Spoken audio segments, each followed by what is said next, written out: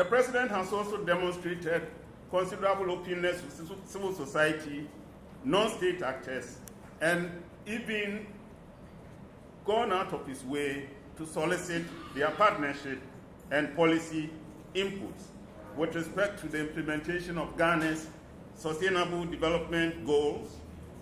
the National Anti-Corruption Action Plan, and the Open Government Partnership, as well as the very strong partnership with the media and civil society to fight the menace of illegal mining. The President also has, the government, as you say, has laid the groundwork for the establishment of the Office of the Special Prosecutor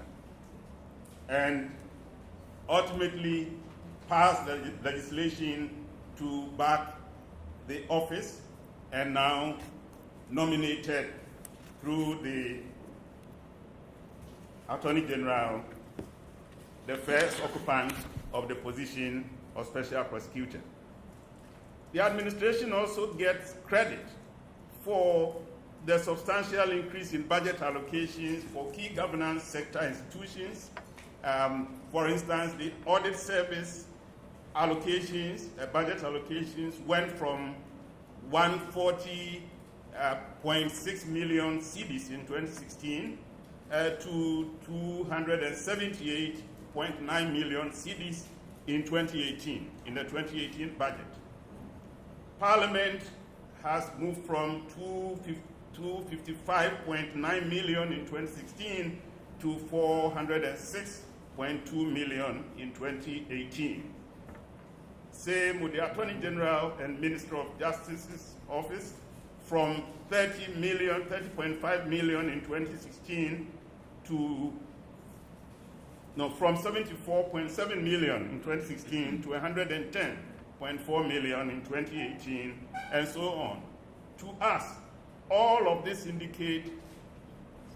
good commitment to funding governance institutions rather than leaving them starved and therefore depriving them of the vital resources necessary for them to do their work. We are also encouraged by the President's promises, such as seeking an amendment to the Constitution and the laws of Ghana, to allow for the election of municipal, metropolitan, and district chief executives, to strengthen Parliament's ability to oversight the executive by the removal of restrictions against tabling of money and private members' bills, and see the promise to pass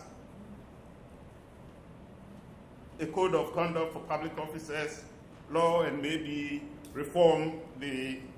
public office holder asset declaration regime. We are similarly encouraged by the generally progressive views of the Speaker on reforming the Parliament of Ghana and how it does its business. For instance, by promising to amend the Constitution and or reform the standing orders of Parliament to make it possible for private member bills to be introduced and to make committee meetings and reports public. But there are many, many shortcomings, and so I want to turn to those shortcomings, that's a critique of the political governance record of the Nana Addo MPP administration 1 year in office. I'll begin by saying that we, broadly speaking, we concede that the administration has kept faith with the Constitution and the laws of the country. But we want to emphasize that just as its predecessors in the Fourth Republic, it has tended to do so in the most minimalist fashion. And so, contrary to expectations prior to the elections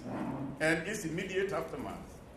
the Nana Addo MPP government has not moved compliance with the law and the Constitution, as well as compliance with democratic governance norms and tenets beyond the very basic minimum that has been the practice,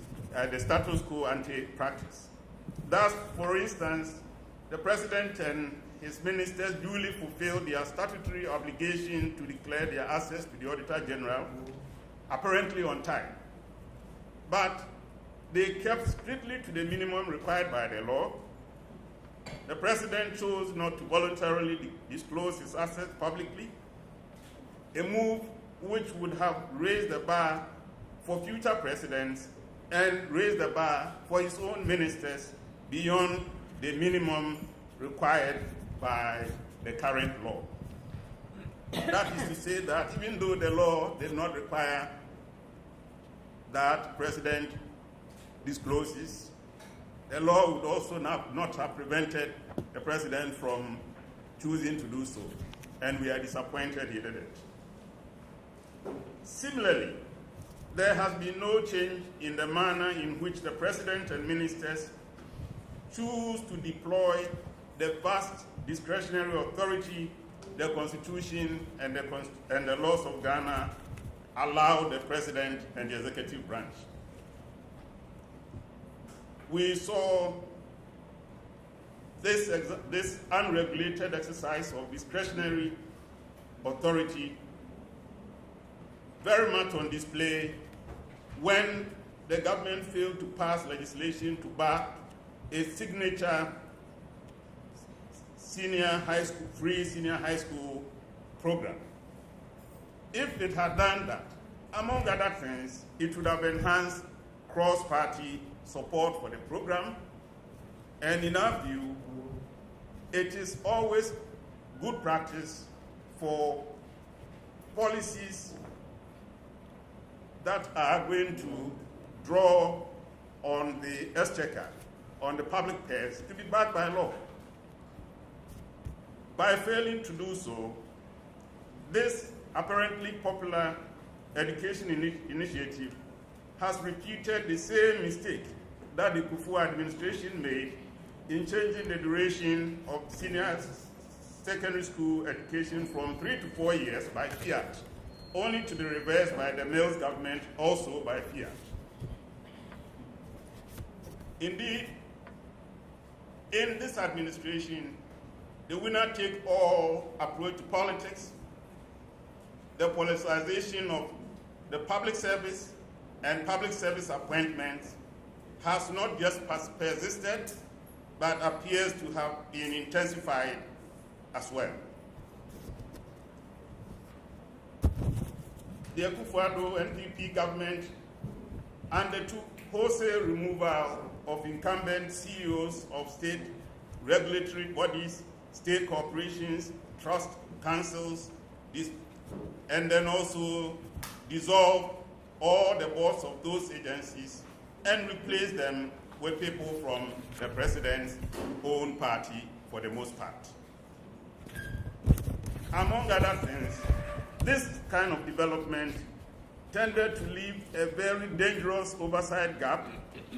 and because it took some time for the politically acceptable new boards to be constituted to oversight the new and not yet approved CEOs placed in those agencies. Of the assemblies and the nomination, as well as approval of their respective executives, was monopolized largely by the ruling party and its executives and activists, and nearly excluded other local stakeholders. We also see politicization in the activities preparatory to the rollout of the infrastructure for poverty eradication program. And so, for instance, when it comes to sharing of information and engagement with the rollout of, say, the one district, one factory, $1 million per constituency, one village, one dam, they appear to have been confined to party executives in the regions and the districts, to the exclusion in many places where we checked of the technocrats, the planning department people, the district coordinating directors, and the like. And this, we think, is bad practice that we can do without.